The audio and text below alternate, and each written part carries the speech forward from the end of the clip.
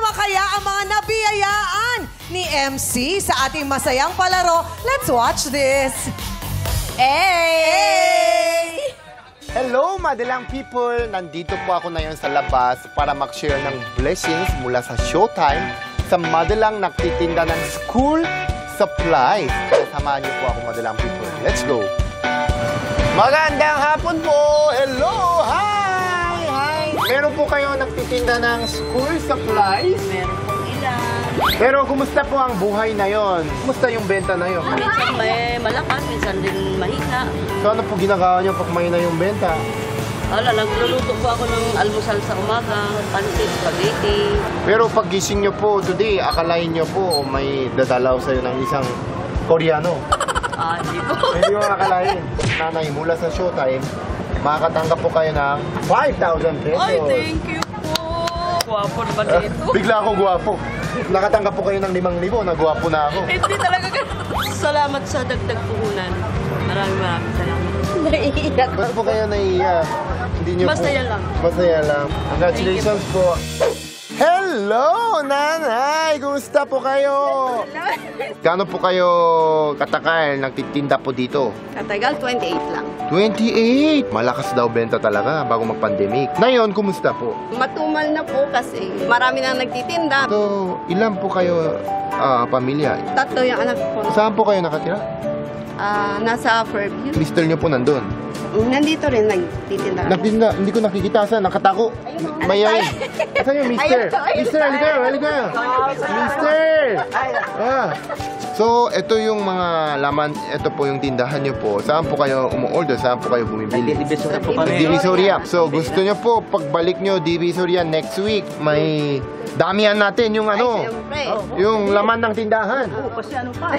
So, Kulang pa. tatay, nanay, kulang pa talaga. Kulang pa. Pwede, hawak tayo. Huwag kayo maya. Huwag kayo maya. Ako para, anak nyo ako eh. Para akong anak. So, nanay, tatay, gusto nyo po ba ng, syempre, blessings? Ay, siyempre. So, eto po, mula sa Showtime, meron po blessings. Makakatanggap po kayo ng 10,000 pesos! Thank you, Lord! Thank you, Lord! Ang dagdag! Thank you! Salamat po, Showtime! Showtime. Congratulations! Tao po! Hi! How are you? Ang ganda nyo po. Kumusta yung tindahan nyo po? Okay naman po sa ngayon dahil back to school na. Single po kayo? Opo. Oh, so, Hiwalay lang sa asawa ko dati. ba't kayo naghiwalay? Ano po yung mama ko namatay siya noong 2018. Sa mama Karoon lang mo. kami ng misunderstanding. Misunderstanding kayo? Opo. Ay, sorry ha? Bakit? Okay ka lang? Sige po, naalala ko yung mama ko. Wala po ako dito, namatay siya eh. Tapos, nung nawala siya, ba't kayo nahiwalay ng asawa niya po? Kasi gusto niya po doon kami dahil mayroon na po kaming tirahan doon. Wala pong mag-iwan dito sa tindahan dahil yung mama ko, siya lang nagtaguyod dito, ayaw niya. Umalis dito. Ano kaya, hindi mo alam eh. May plan naman talaga sa'yo si Lord. Parang today, pinadala niya ako sa'yo. Di ba? Kaya, makakatanggap po kayo ng 10,000 pesos mula sa Showtime. Thank Ito you, po. sir. Maraming salamat po sa Showtime. Congratulations po. Salamat talaga, Yeah, sir. yeah, walang anuman ate. Hi, nanay! Kumusta? Okay, maganda po kayo, maganda. Yeah, saan po kayo nakatira na yun?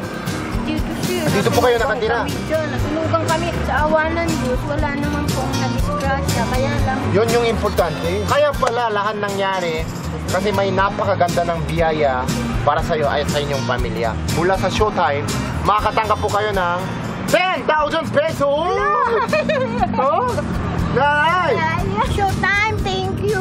Sana lalo pang humabang yung palatuntunan at madami pang taong matulungan.